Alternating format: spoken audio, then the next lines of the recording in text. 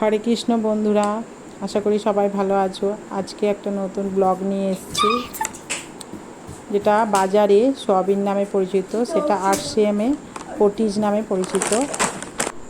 এতে প্রচুর পরিমাণে প্রোটিন আছে, যেটা বাজারের সয়াবিনে আপনি পাবেন না।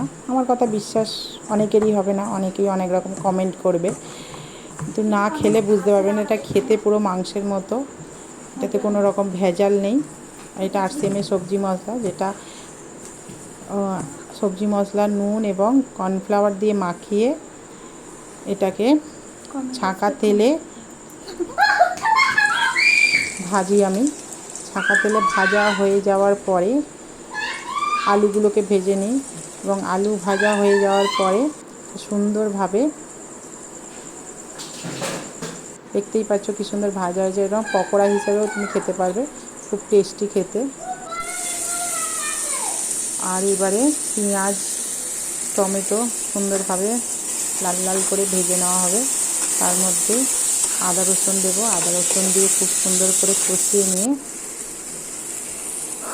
আদা রসুন দিচ্ছি, দিয়ে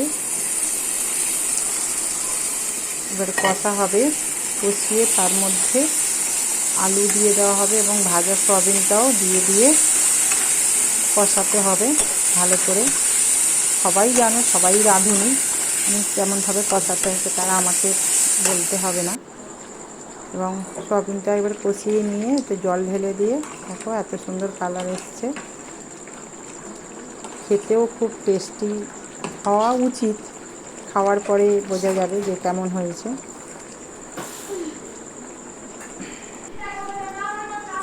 তরকারিটা কেমন হয়েছে কমেন্টে জানিও। কিছু লোকের ভালো লাগবে, কিছু লোকের খারাপ লাগবে, সবার তো সব জিনিস পছন্দ হয় না।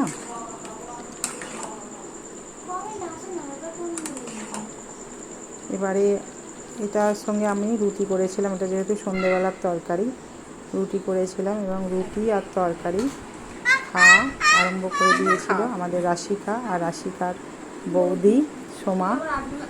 এরও নতুন একটা ব্লগ এই চ্যানেল আছে, যারা পরিচিত ওর সঙ্গে সবাই চেনো। এরকম খেতে বসে গেছে।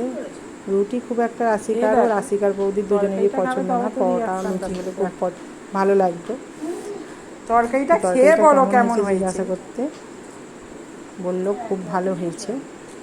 সত্যি কি মিথ্যে সেটা রুটির সঙ্গে যারা খেয়েছে তারা জানে। আমিও খেয়েছি, আমার তরকারি আমার ভালো লাগতেই পারে, খারাপ হলেও ভালো হলো। তাহলে এবার পরের আর একটা ব্লগে দেখা হচ্ছে। টাটা, হরে কৃষ্ণ।